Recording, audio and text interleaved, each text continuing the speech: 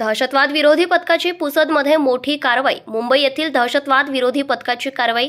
NDPS अंतर्गत आरोपीला अटक। अंमली पदार्थ आणि सायकोट्रॉपिक पदार्थ कायदा 1985 अंतर्गतचा होता गुन्हा दाखल।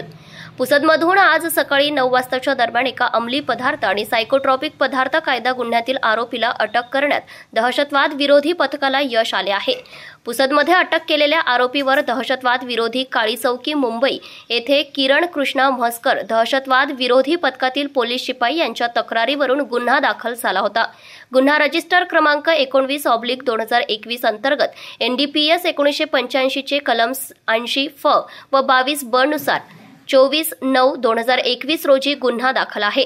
पुसद येथे आरोपी असल्याची गोपनीय माहिती दहशतवाद विरोधी पथक विक्रोली युनिट मुंबईचे सहाय्यक पोलीस निरीक्षक पंकज भोपळे यांना मिळाली।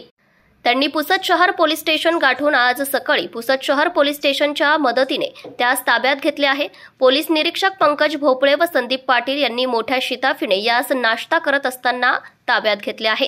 ताब्यात घेऊन त्यास पुसद शहर पोलीस स्टेशन येथे आणण्यात आले आहे। दहशतवादी विरोधी पथकाच्या कारवाईमुळे शहरात मात्र चांगलीच खळबळ माजली आहे।